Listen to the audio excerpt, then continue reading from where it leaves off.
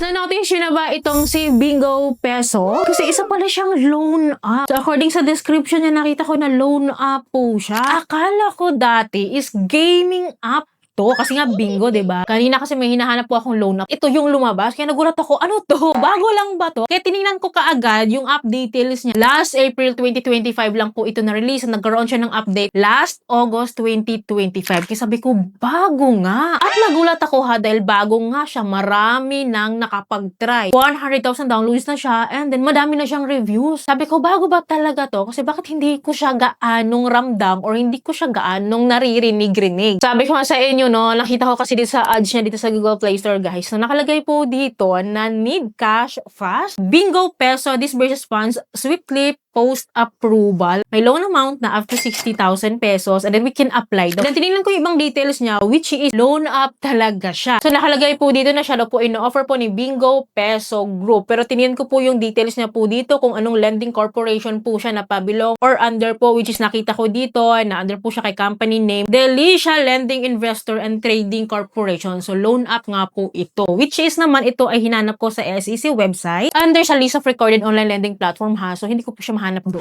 Well, anyways, dahil bago siya sa akin, sa mga gustong itry ito, keep watching muna, wag muna, no? Freeze muna kayo dyan, pause lang muna kayo. Ako muna yung susubok dito, guys, para makita nyo yung tamang expectation dito sa loan app po na ito. Kasi according po sa chika, bago kasi ako mag-try ng loan app, no? Nagbasa-basa muna ka ng mga reviews. Sa ng chika po nito, instant loan offer po siya. So, kahit sino pwedeng mag-apply. No income proof na hinihingi. Kahit wala tayong trabaho, unemployed housewife, student, or other employed individuals, walang problema yon kasi kahit sino nga pwede mag-apply. Kaya lang, wag muna tayong magpapaka-excite since bago nga ito at marami nang nakapag-try. Alamin po muna natin yung step-by-step application po nito. Baka kasi sa details niya po, no, may hindi tayo makakomply at hindi po tayo makapag-proceed sa next step. Kaya lagi ko po ini-encourage po na step-by-step alamin natin. Kaya sabi ko sa inyo, buti pa nga kayo, no, meron na kayong review, loan review na malalaman or makikita dito through me kasi ako nga muna yung magta-try. Anyways po, download ko po yung app. So, downloadable po pala siya sa Google Play Store once again. And then, open po natin, no? And then, after that one, guys, nakalagay dito na nagpapautang po pala siya ng up to 50,000 pesos. So, confirm loan app po talaga siya. Anyways, no, wala namang ibang details dito kundi to click the apply now button. And then, here po, I need to input my mobile phone number po na ipapang-register ko po dito sa loan app po na ito. And then, click natin itong get code, get the verification code. And then, ang nagpadala po sa akin is si All BIP. Honestly, madami na rin akong mga OTP dito kasi inulit-ulit ko kasi siya. Nagkakaroon kasi ng bug kanina sa cellphone. So yun, inulit-ulit ko kayo may mga OTP na po dyan. After providing the verification code po, is the document verification po muna tayo. So dito po is ID information po yung hinihingi po nila sa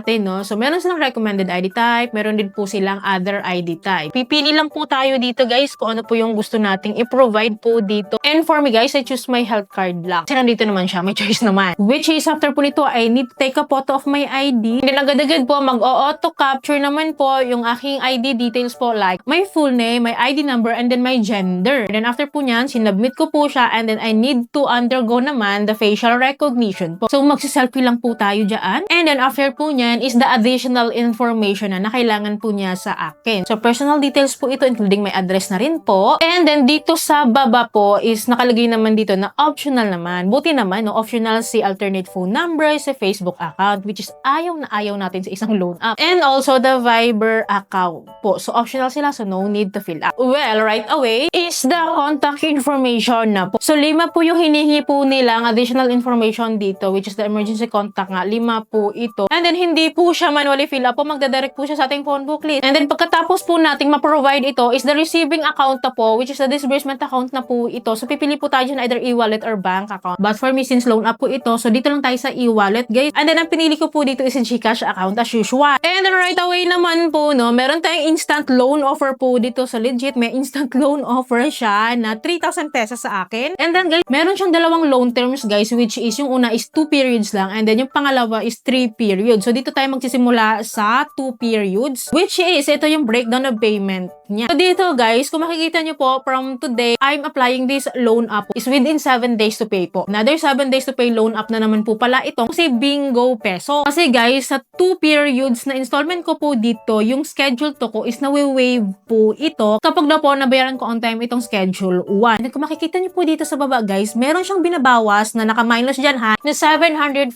of my loan amount. Tong 750 na to, ima-minus po siya sa 3,000. Kaya ang matatanggap ko na lang po dito is 2,250. So 25% of my loan amount, yun po yung service fee na hinihingi niya po sa akin. And then for 7 days to pay po yung payment ko once again. And hindi lang yun ha, kasi ang total na babayaran ko for 7 days to pay po is aabot po siya ng 3,390 pesos. So clearly 3,000 ang loan amount ko, babawasan pa nila ng 750 na service fee yun. And then kapag magbabayad pa ako dito, aabot po siya ng 3,390. So may interest rate po siya sa akin na 390. Na lumalabas naman po na 13% of my loan amount. Yun po yung interest rate niya po sa akin. Plus 25% na service fee na binabawas sa akin. So yung kikitain niya po sa akin no, in a whole is 38%. Kasama na dito again yung interest rate at service fee na binabawas niya po sa akin. So do you think okay yun? So syempre no, ang bigat. Mabigat guys kasi 7 days to pay. Grabe ang taas. Knowing na hindi pa siya buong matatanggap. But anyways no, para may idea din kayo sa 3 periods, so ito siya. So lagi kong sinasabi sa inyo, the longer the period, the longer the installment term, the higher the interest rate po yung kukunin nila sa atin. So tingnan nyo na lang ha, yung repayment plan ko dito, and then mawi-waive daw yung pang schedule 3. Parang 14 days to pay siya. Nahati siya sa 2 installment. Yun po yung required po natin na babayaran po dito. Meron po siyang ibabawas na service fee po sa 3 periods po na 600 pesos lang. Medyo bumaba kasi nag-longer term payment nga. Pero kinumpute ko siya ng kabuuan guys para hindi na kayo mahirapan. Kinumpute ko na po lahat-lahat at lumalabas po na 47th of my whole loan amount po for 14 days to pay. Lahat-lahat na ito ha, effective interest rate to. Kasama na dito ang interest rate at service fee niya. So 47%